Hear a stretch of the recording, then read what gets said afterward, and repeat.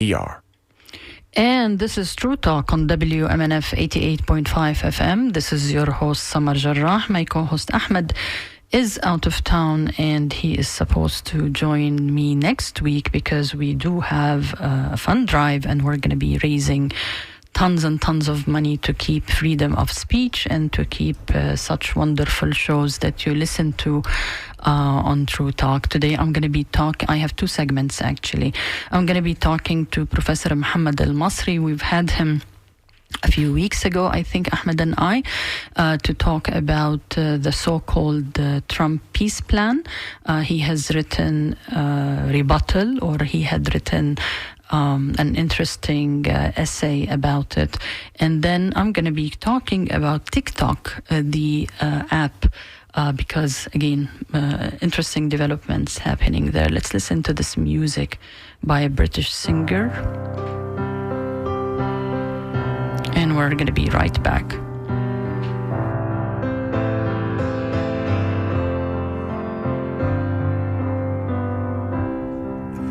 How many times do I have to try to tell you that I'm sorry for the things I've done?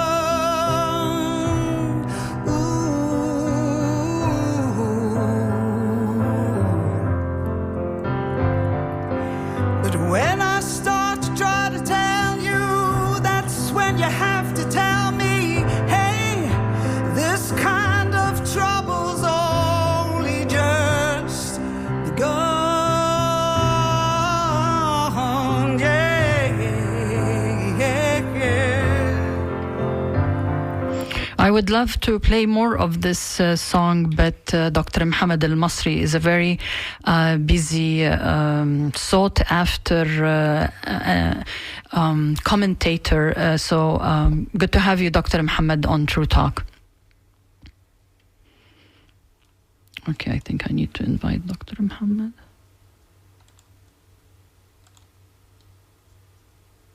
Dr. Mohammed, can you hear me? Can you hear me now? Dr. Mohammed? Yes. Oh, okay. Sorry about that. I was just saying that you are sought after these days since, of course, the announcement on Monday of the Trump 20-point plan for peace. And as I just mentioned, you are a professor of media studies and write extensively about U.S.-Arab relations.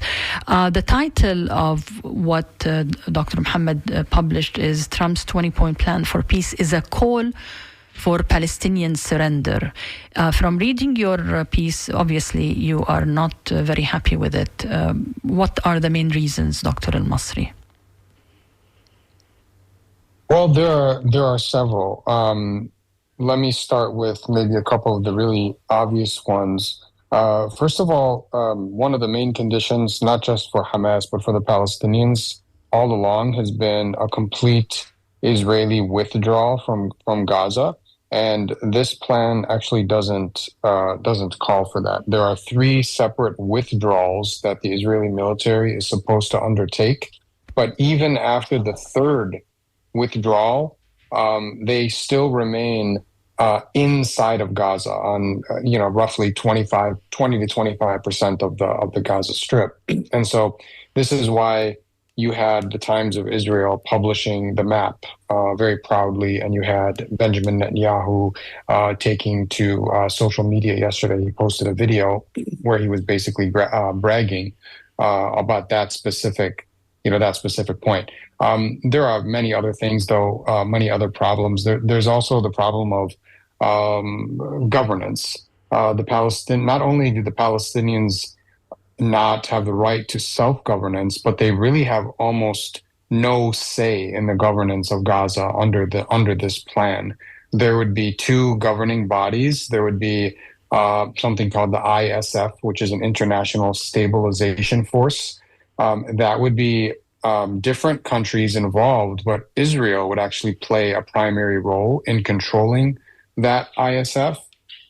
And then you have something that Trump is calling the Board of Peace, where he wants to he would be the head of the Board of Peace, and he would be assisted by Tony Blair. So, I mean, it almost reads like a bad joke if you're looking at this from the Palestinian or an Arab perspective, to have Tony Blair, who is a very strong friend of Israel and the Israeli state, and also has been accused of committing atrocity crimes in Iraq. And then obviously Trump is, as Netanyahu himself says, is the greatest friend that Israel has ever had in the White House. So there are problems with the governing structure as well. And then there are other issues. The Palestinians will be asked not only to, I'll close on this point and then we can get into other points, but this is important. The Palestinians are asked to give up all of their arms and destroy all of their tunnels. And just so people are aware of what that means that not only would the Palestinians be incapable of launching an offensive attack against Israel, but they would be incapable of defending themselves against any Israeli aggression. And to shut down the tunnels, it's kind of a death sentence for the Palestinians, because one of the things that's not mentioned in this plan is the blockade that Israel has been imposing on Gaza since 2006. It's a suffocating blockade that has necessitated this extensive tunnel network and tunnel economy. The person who's written most cogently about the tunnel economy is Sarah Roy of Harvard University, Professor Sarah Roy. She's the foremost expert on the economy of Gaza. And she says that by 2009, 90% of all of the goods that went into Gaza or that were going into Gaza were entering Gaza through the tunnels. We're talking about food, clothing, medicine, you name it. So to shut down and destroy all of the tunnels while not addressing the blockade, in addition to some of the other problems that I mentioned and also problems that I didn't mention, I would say that this is a catastrophic deal for the Palestinians. That's why I said this is basically a surrender, not a surrender for Hamas. I'm talking about a surrender of the Palestinian cause more broadly. When President Trump started talking about his peace plan, he premised it with that I give Bibi full support, that if Hamas doesn't agree, he can do whatever he wants and he will have all the backing. This was really, my heart sank because, okay, this is like if you are going to negotiate some sort of a peace agreement or settlement between two spouses who want to divorce, you go back and forth. You say, okay, these are my 20 points. What do you think? They say, okay, 72 hours, Hamas has to deliver all the hostages.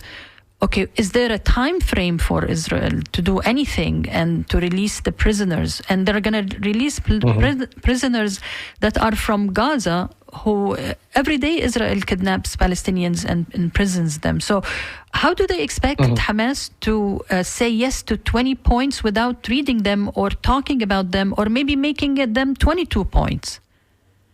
Like, what is going on? Yeah, so I mean, Look, I mean, it was presented as an ultimatum and a warning and a threat to Hamas. That's very clear. And by the way, Palestinians were not consulted at all. Arabs were consulted, other Arab entities, Arab countries, and Muslim countries. But the evidence is now showing that what they signed off on is something different from what Benjamin Netanyahu and Donald Trump presented at the White House after their meeting the other day. The Middle East Eye published a really good report yesterday about some of the anger in these Arab and Muslim capitals, in particular in Egypt and Qatar and Turkey, because this was not what they agreed on. It was an ultimatum. Sorry, Doctor, to interrupt, because this is really very important, and we do have listeners from all over the world, including the Arab world. Like when Trump was saying good things about the Emir of Qatar, the Emir of Saudi Arabia, of the King of Saudi Arabia, of President Sisi, he really double-crossed them, or somebody went into the room like they do at sometimes with congressional laws and changed them. Like, what happened? How could he deceive them? We don't have the full details yet. They'll come out eventually. But what we think happened, what we think happened based on the evidence that we have before us right now is that the Arab and Muslim leaders sat with Donald Trump on the sidelines of the UN, and they came to an agreement. That's why he said so forcefully and, in a kind of celebratory way that, we had gotten broad agreement from all these Arab and Muslim leaders. But then what happened, and this has been reported, is that Benjamin Netanyahu sat down with Donald Trump, and also, there was Jared Kushner, Ron Dermer, and Steve Witkoff. They were all present, and it was a very long meeting. Some reports say it was almost a full day. And it was at that meeting, and that was the last meeting. So that's important to know. And we know this for sure, that the Arab-Muslim meeting with Trump was the first meeting, but the Netanyahu meeting with Trump was the last meeting. And at that meeting, that's where all of these edits were implemented. So that's what we're reasonably certain that's what happened. So Hamas is in a very difficult spot. This is what I wrote in my article. I mean, on the one hand, if they reject it, they've already received the warning from Trump and Netanyahu. And I don't just think it's a matter of going back to the genocide. I think it would be worse, believe it or not, because I think Israel would use this as a chance to punish the entire population. That's part of their basic military doctrine, the Dahiya doctrine that they have been enforcing in Gaza and also in Lebanon and elsewhere. So I think it would be worse. On the other hand, if they accept it, there's the problem that they'd be, surrendering the Palestinian cause. And also, they're not really authorized and to address some of these issues. They're not necessarily authorized to decide for Palestinians on a permanent Israeli occupation of Gaza. They can decide within Hamas's domain. They can decide on the Israeli captives and how many that they're going to give back, and what the time structure is, and those kinds of things. How many Palestinian prisoners to accept in return. That's all within their mandate, I guess you could say. But to make decisions on behalf of all of the Palestinians, major decisions that will affect their future, then they're not necessarily authorized to do that. And that's why the point that you made about time is critical. How much time is needed for Hamas to go back to all these different Palestinian factions and get their feedback, right? It would take some time, certainly more than the 3 or 4 days that Trump is allotting them. And one last thing on time, I thought it was really interesting and telling in the document. If you read the 20-point plan, the things that Hamas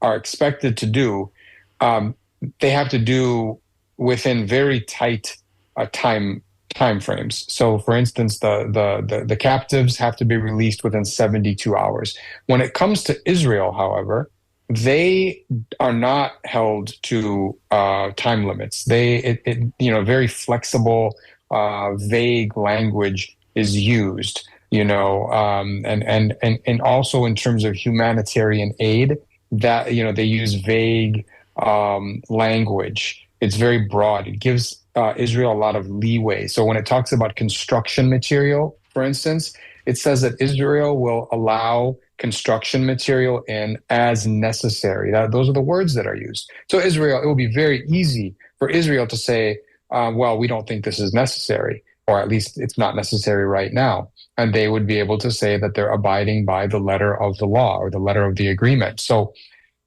these are just some of the problems. I mean, if we went through all of the problems in this 20-point plan, we would be here for a long time. Yes, Professor, I'm glad you mentioned the fact that there is also a Palestinian Authority, there is a Palestinian diaspora, there are 5-6 resistance groups actually in Gaza, and some of them have some of the hostages. But I want to mention something that really is disturbing to know that that our President Trump will be head of this peace group. What are these thousands of years of wars and thousands of years? Like, can you just mention that? Like, he doesn't know anything about history of the region, because thousands of years ago there was no statehood, no Islam, no Muslims. I don't know if you have the time just to... I mean, I don't even know I wouldn't even know where to start with that. But I mean, it saddens me to say that the President of the United States is profoundly ignorant. He's I would say he's near illiterate when it comes to, history and the Middle East. My best guess is that he certainly has not read anything, but my best guess is that one of his advisors, made a comment to him that they've been fighting for thousands of years, and you're gonna solve the problems in one with one agreement. So this is we've come to get used to. We've gotten used to Trump being very kind of braggadocious, and he likes to take credit for things, going back to his first term as well. But the reason I mentioned that is because part of the 20-point plan is kind of a re-education of the Palestinian Authority, re-education of the Palestinians in Gaza. So maybe it should include educating him. Well, and maybe re-educating the Israeli society, 64% of whom believe there is a modern day Amalek, which is the group in the Bible that is to be completely annihilated by the Israelites, including their infants and their suckling infants. So more than 60% of Israeli Jews said that they are not bothered at all by reports of famine in Gaza. 82% of Israeli Jews supported the mass expulsion of all of the Palestinians. More than 60% of Israeli Jews said there are no innocent. They agreed with the statement, there are no innocent people in Gaza. There are serious problems in Israeli society. And so if we are going to say that Palestinians need some education, we should certainly say that the Israelis need some education as well. That's not part of the plan. It was a very Israeli-centric plan. I should say it is a very Israeli-centric plan. It focuses on, educating the Palestinians, I should say de-radicalizing. That's the word that is used twice in the 20 points, de-radicalizing the Palestinians. And when it talks about Palestinian reform, and I have to close here in about 2 minutes, but when it talks about Palestinian authority reform, it's referring back to Trump's so-called deal of the century from 2020. And just so people understand, what Palestinian authority reform means is not the kind of reforms that the Palestinians want, right? For the Palestinian Authority to be less oppressive, to be less subordinate to Israel, to be less corrupt, to have free and fair democratic elections. These are the things that the Palestinians want. The reforms that are being talked about there are reforms that would favor Israel. They are reforms that would make the Palestinian Authority even more subservient to Israel. So that's also, I think, one of the major problems with this plan. I want to thank you, Dr. Mohammed Al-Masri, for being on True Talk. Really appreciating the fact that you are so busy these days. Thank you so much. Thank you for having me. So this was Dr. Mohammed Al-Masri. I really would have loved to spend more time with him, but he is sought after because of the developments in the region. And as you have been listening, the Arab nations and Turkey and Pakistan were duped into believing that this is exactly what they will be signing on. But obviously, it was changed the last minute. I think there was a footage taken of Jared Kushner and Witikoff leaving the hotel where Netanyahu was staying. But really, me as an Arab with the heritage and all the books that I have read and the knowledge I have, to have somebody tell me that we need to re-educate ourselves or we've been fighting for thousands of years is hilarious. It's sad that there is a guy that is responsible for solving a problem and ending genocide and starvation, and would actually be talking about himself so much. Anyways, I'm going to play this song one more time because we're going to go to Eli Clifton and talk about TikTok. This is True Talk on WMNF 88.5 FM. Don't you ever learn to keep your big mouth shut? That's why it hurts so bad to hear the words that keep on falling from your mouth. Falling from your mouth. Falling from your mouth. Tell me why.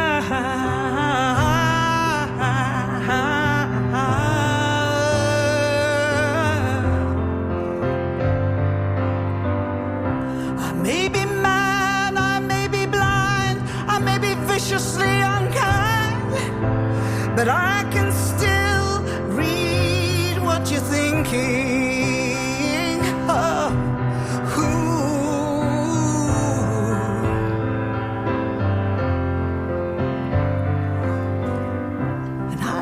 And welcome back to True Talk. This is your host, Samar Jarrah, and I have with me Eli Clifton.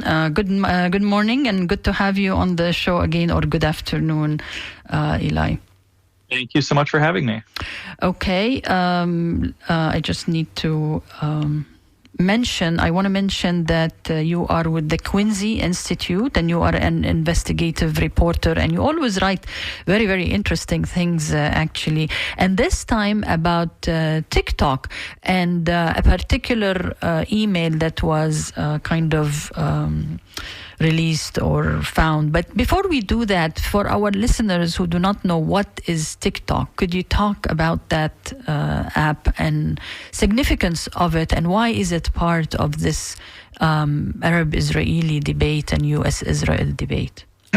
Sure. So TikTok is a social media platform that really focuses on short-form video content. So sort of short video clips that people can make on their own, on their phone, or on their computer.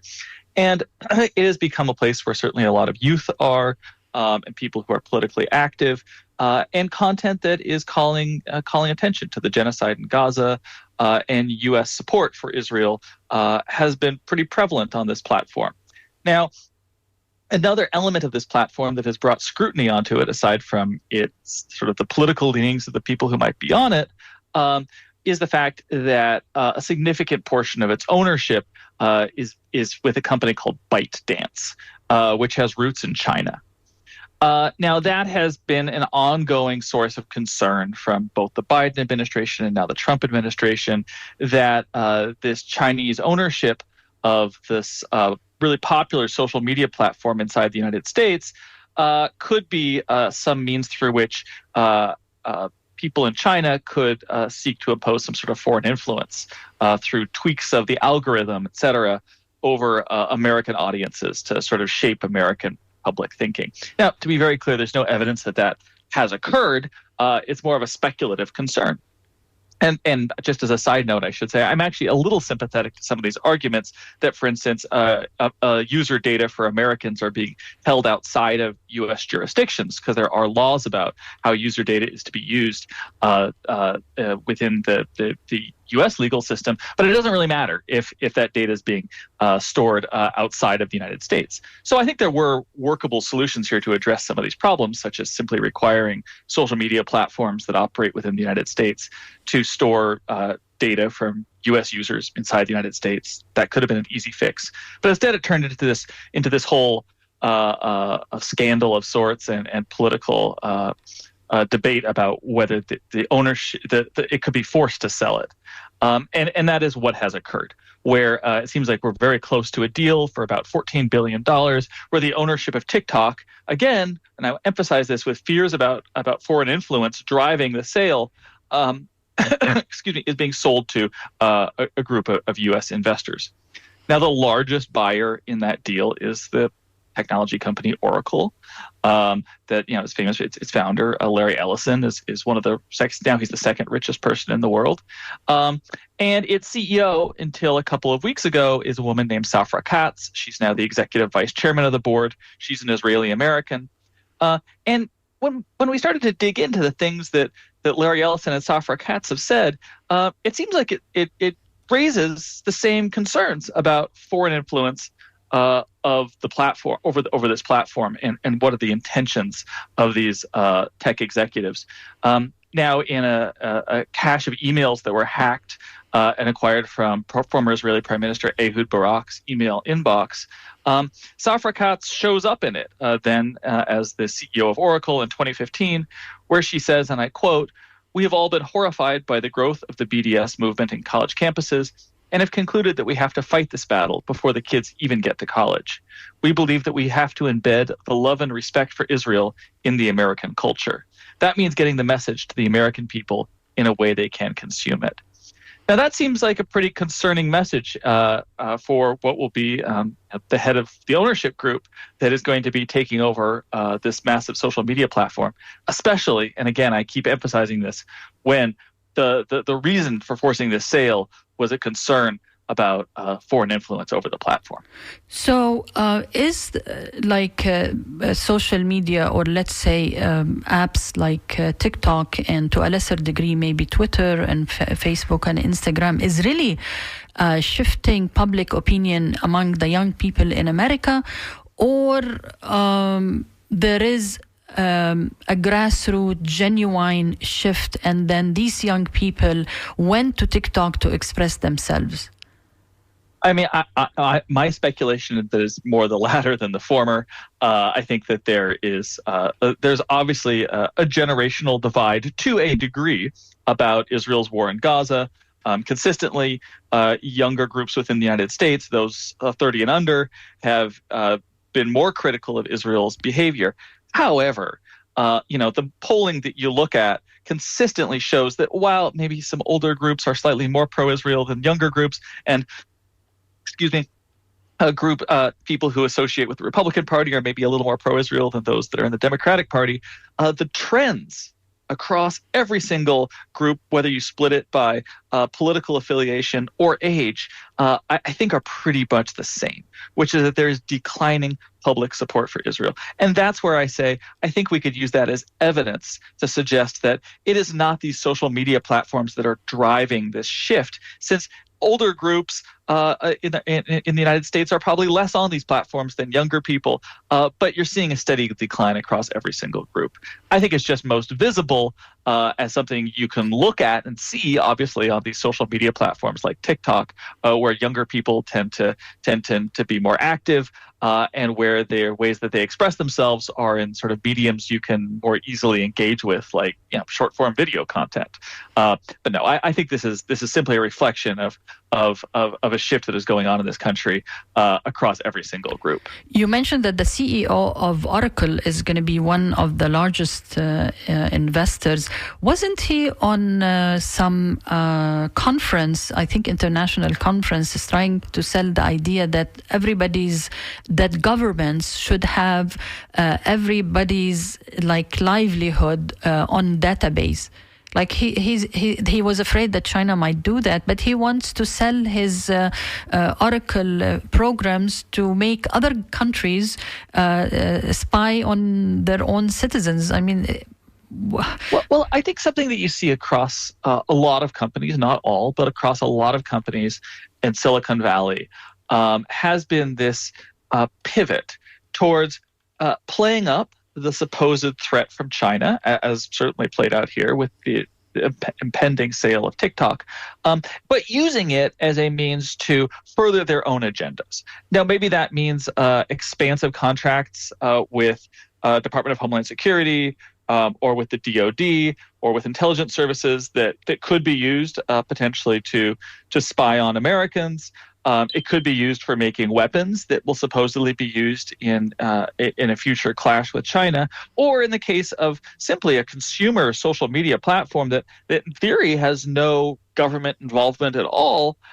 They are using it to force a sale, which they in turn will obviously benefit from because they think this TikTok social media platform is a good business.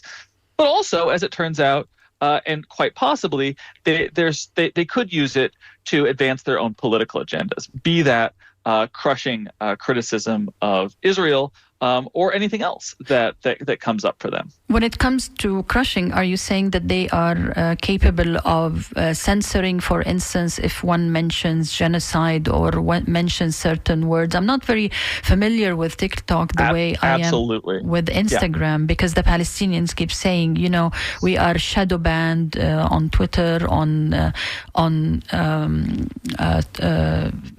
Instagram. But so it is doable? Absolutely. I mean, all of these platforms, in many ways, for potentially good reasons, are able to say, "Hey, certain types of content, certain phrases, certain imagery is something we don't want on our platform." But that 100% can extend into something which wouldn't explicitly violate any sort of norms around what should be on the platforms, but instead could be used to shape the political content. Let me just remind our listeners, we're talking to Eli Clifton, who is Senior Advisor at the Quincy Institute and Investigative Journalist at Large at Responsible Statecraft. And he reports on money in politics and U.S. foreign policy. But isn't this a way, can they hide the fact that they are censoring Americans? Because young people are amazing at knowing what is going on. And these people, they think sometimes that they're talking publicly to each other and not other people are listening in and know what they're planning. Like, for instance, I'm going to shift maybe to Netanyahu when he was in the U.S. For the UN meeting. He met with influencers and he was telling them, and the ADL before him was saying, we are losing the U.S. public. Wouldn't this backfire when they see that there is an attempt to silence Americans and young Americans because they are against genocide and against killing babies and starving them? I think you're absolutely right. And I think that's something that comes across. And Netanyahu's comments to these influencers was a really good example of that. He knew he was being recorded, unlike that email that I reported on with Safra Katz, which in all fairness was supposed to be private. This was comments that he certainly knew were public. He said some wild things. He said the most important purchase going on right now is TikTok. And I hope it goes through because it can be consequential. And the other one, X. We have to talk to Elon. He's not an enemy. He's a friend. We should talk to him. Now, if we can get those two things, we get a lot. We have to fight the fight to give direction to the Jewish people and give direction to our non-Jewish friends. Now, that sounds a lot like he's explicitly saying that we're going to try to influence these social media platforms. And I think that at one level, yes, it's incredibly tone deaf. I think you're right. It will backfire because, well, he said it out loud and people can see what that is. And it's going to offend people inherently because this is, the leader of a foreign country coming to the United States saying how he's going to influence or hopes to influence two of the most popular social media platforms that young people participate in. That's not going to go over well, regardless of who the leader is. But I think the other piece here that is really important is, as I mentioned earlier, sort of this steady decline across various groups in their support for Israel. And I think that people are horrified by what they're seeing in Gaza. It really, really, really is upsetting. And the truth is that Israel and its supporters very often are still framing this as, well, we just need to do the marketing better. We need to, do better hasbara, as it's called, We need to, in this case, maybe influence some social media platforms. And if we succeed at that, and if we just do those things better, then we will somehow win this information war. How much? And I think that that's a fundamental that's just wrong. It's not about the quality of your message when the photos and images that do make their way out of Gaza horrify people.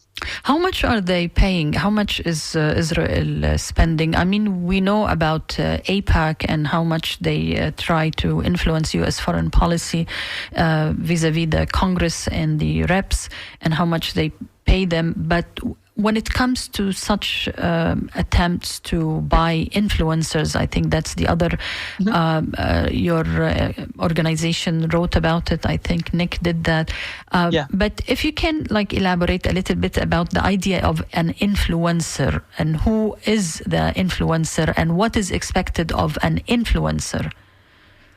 So, and I should say that, very often when we talk about what are the amount of money that goes into the Israel lobby to influence people, it's very hard to measure because, for instance, an individual donor who's in the United States, who's an American or U.S.-Israeli dual citizen, can give political money and send their own message, and it doesn't necessarily show up as being, somehow about Israel.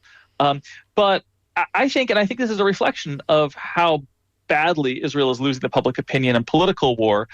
They are now engaging more directly with, influencers and media groups, and actually registering under the Foreign Agent Registration Act, which is something they've usually not had to do so frequently because of the fact they have various domestic factors in the United States here who undertake the work for them, putting up the money, taking the initiative, so it's not a foreign principal. But in invoices that my colleague Nick Cleveland Stout uncovered, he detailed a $900,000 invoice between June to November, which was to support a cohort of 14 to 18 influencers to create various forms of content on social media platforms that was supportive of Israel. He broke it down, and it kind of worked out to somewhere between $6,000 to $7,000 per social media post that these people were undertaking. They are now essentially paying influencers to produce social media content. It's not something that's happening organically, or the degree that it is occurring organically is being deemed insufficient by Israel and its foreign ministry. So these so-called 14 or 18 influencers who have content, are they capable of changing the minds and hearts of young people, or sometimes I feel it reminds me of ads, for instance, like major food companies like McDonald's. Everybody knows McDonald's, and it's at every corner, but they do spend $100 million on advertising. So is it if they are not there, they think that they should be there, even if this $900,000 is not going to change anybody's mind? I don't understand it. I found it very weird. Look, I think that Israel is fundamentally right now, and its supporters are struggling to maintain anything resembling the level of support that they have received for many decades now. And I think you're seeing them for lack of a better term, sort of lashing out. But they're trying a variety of strategies. This is probably one of the more innocuous ones, to be quite honest. Every country, we have the First Amendment in this country, and that extends to, we have some laws around it, but foreign principals and foreign governments can hire people to disseminate their talking points or propaganda. And I'm not advocating that should be outlawed by any stretch. I think that's just a fundamental thing we do in this country, and I think it's mostly for the better that we have that sort of free speech and debate. I do like that we have the Foreign Agent Registration Act that does dictate that at least it has to be disclosed. Now, there are other things going on, though, which I think are more sinister and are frankly a lot more threatening to to our First Amendment rights and our civil liberties. And that has to do with that while certainly there is plenty being invested in just trying to put out messages that Israel thinks are good, they also are working very, very hard to outlaw speech that they instance is harmful to them. And that extends to... Can you elaborate, what speech? What, for instance, criticizing the state of Israel and labeling you and I as anti-Semitic? Exactly. So a good example would be, the efforts to deport green card holders who are who are critical of the U.S.-Israel relationship. There is the effort to condition federal funds to universities on their willingness to crack down on criticism of Israel on their campuses. And I think that these are far more dangerous because this is no longer Israel and its allies, who are now sort of a minority of politically active Americans, trying to win the argument about the U.S.-Israel relationship by making counterpoints to the critics or to advocating for their views. They are trying to effectively shut down the criticisms themselves to either make it high consequences for making these for people being politically engaged on this topic and critical of Israel, or creating genuine legal consequences for them. And so to turn back then to the social media platforms, and you asked, can they shut down this type of speech on the platforms? Given the track record that Israel has undertaken in trying to impose these restrictions on, again, very often on U.S. permanent residents or U.S. citizens who are simply exercising their own First Amendment right to criticize the behavior of a country 6,000 miles away, I think it's absolutely something that we should be prepared for, is that there will be an effort to simply shut down this speech on these social media platforms, specifically TikTok. Okay, I'm not sure if you followed this, but it happened last night or yesterday on Twitter, where the FBI, Patel said, we are disengaging from ADL, the Anti-Defamation League, and we are not going to cooperate with them. And then Elon Musk jumping on it, and then of course later on adding Netflix on it. What is going on? Or I'm not sure if you're following the story. I didn't have a chance to follow it, but ADL is one of the organizations that also created some sort of a canary mission files on active American-born Palestinians, for instance, who are supportive of Palestine, and they would put their pictures. I know of a particular girl who went to college, finished college, and then her name is plastered all over New York, so she won't find the job after graduating. Are you following anything of this ADL, FBI, Musk involvement? Yeah, so it seems a little complicated right now. I've been trying to keep up with it, but it does seem like there's some mixed messages, whether this is about the government shutdown and appropriations, or whether this is part of more of a consistent right-wing backlash against the ADL. I know that certainly the right wing has been very upset about criticism from the ADL of the Christian Identity Movement and Turning Point USA, which is interesting because that is a small fraction of the ADL's overall activities. Mm-hmm. The ADL's activities at this point are heavily focused on trying to criticize and shut down debate that is critical again of Israel and the U.S.-Israel relationship. Now, I know that Elon Musk in the past has had his own falling outs with the ADL. That was a while back. I haven't seen. It seemed like he had largely stayed quiet about that more recently. But it seems as if whether or not this is part of a broader trend or not, it seems as if, again, that there had been this focus on ADL's criticism of Christian Identity Movement and Turning Point USA, which may have given them the excuse they needed to try to sever the federal involvement with the FBI. Now, I would say overall, I'm very concerned by a lot of the activities undertaken by the ADL. I think that they try to actively conflate criticism of Israel with anti-Semitism, and I think doing so is actually extremely dangerous and works against their supposed mission of trying to combat actual anti-Semitism. So I don't have a huge problem with it if the federal government wants to distance themselves from the ADL at this point in time. But it seems as if the reasons that are being given for doing so, or that are being speculated at, don't have so much to do with Israel or with anti-Semitism so much as, or linking those two together so much as the criticism the ADL has at times leveled against organizations and movements and individuals on the far right.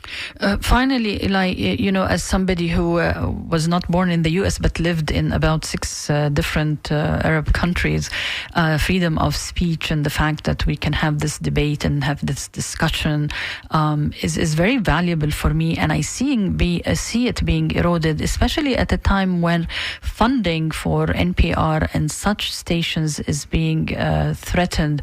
Are you alarmed at what is happening to the freedom of speech? I know you mentioned it, but because we are a radio, luckily funded by listeners, but again, we as a station, we used to get money from the government, and same other stations, same NPR. Isn't this dangerous? I mean, can't the larger public see what is going on?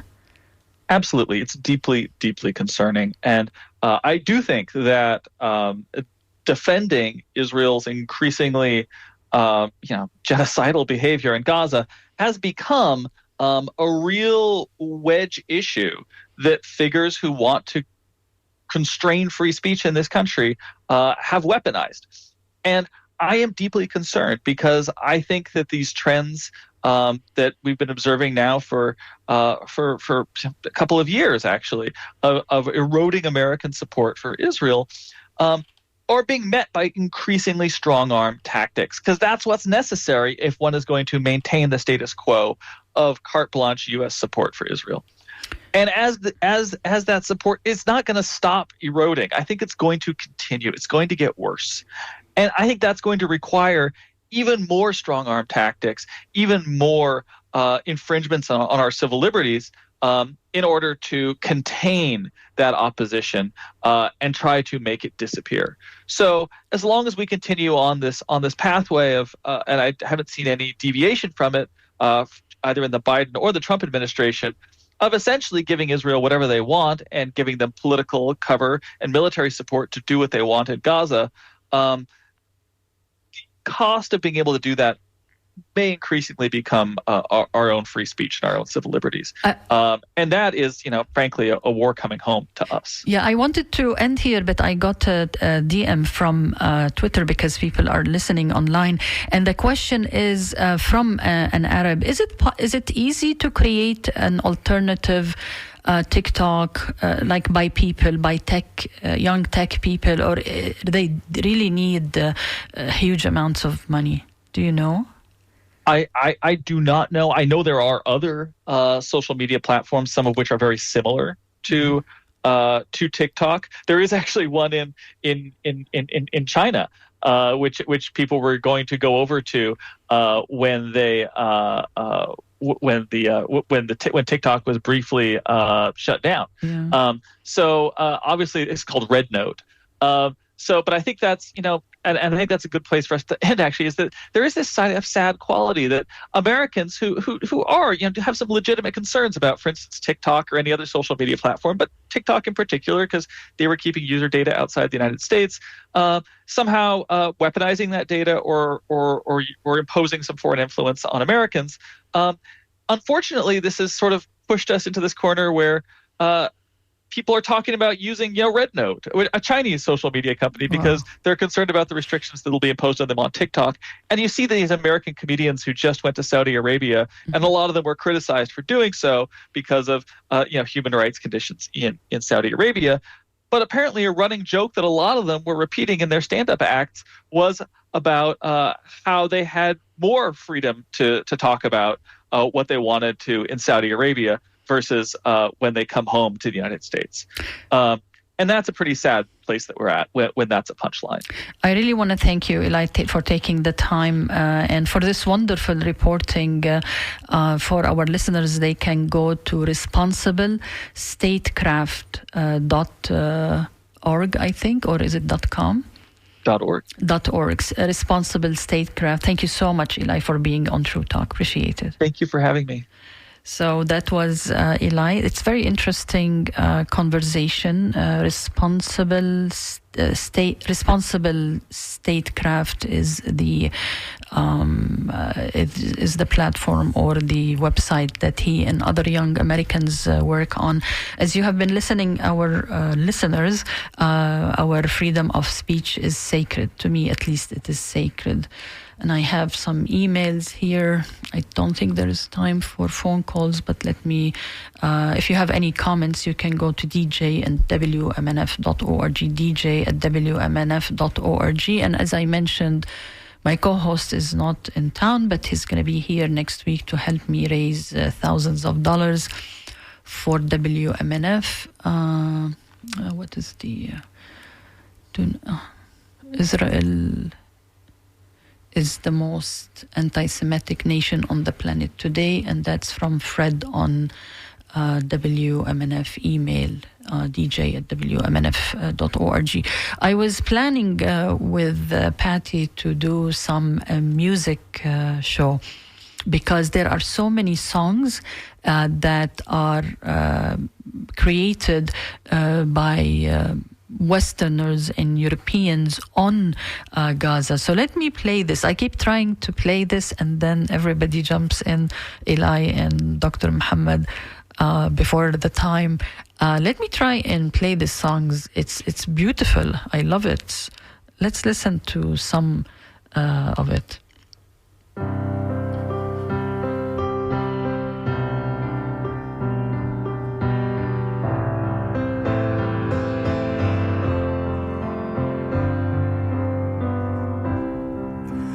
How many times do I have to try to tell you that I'm sorry for the things I've done?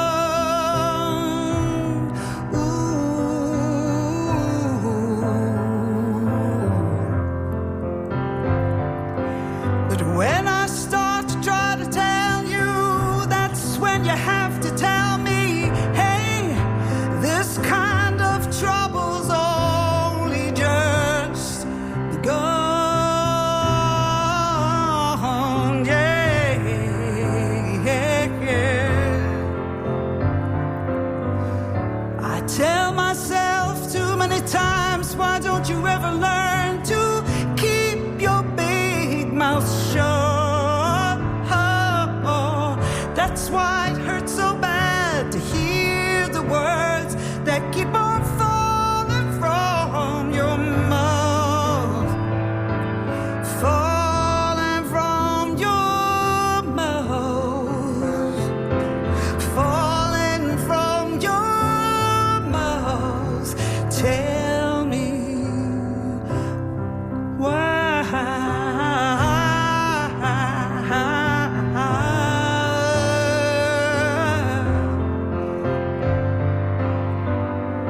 I may be mad, I may be blind, I may be viciously unkind, but I can still read what you're thinking. Oh,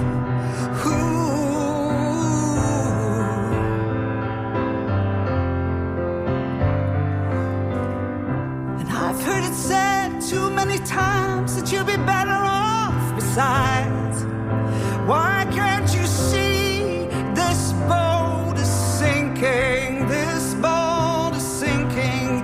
This boat is sinking, sinking, sinking, sinking down now. Let's go down to the water's edge, and we can cast away those doubts. Some things are better left unsaid, but they still turn me inside out. Turn it inside out. Turn it inside out. Tell me why.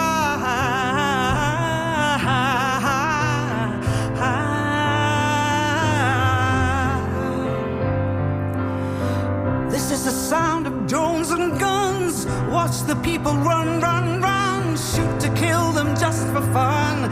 Bodies falling one by one. Step back while they blow the fuse. Those who win and those who lose. Those who conquer and abuse.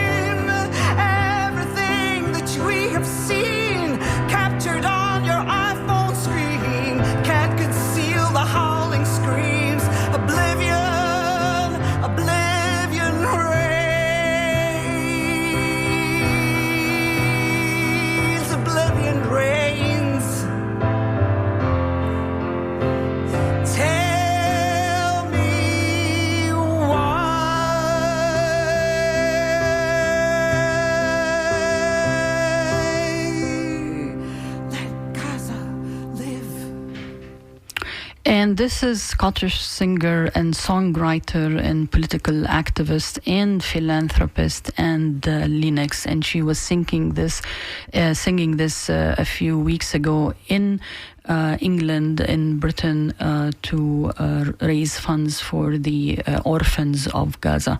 This has been WMNF, and this has been True Talk. Hope to see you next week, inshallah, where we raise lots and lots of funds. And this is WMNF Tampa. The scoop is next.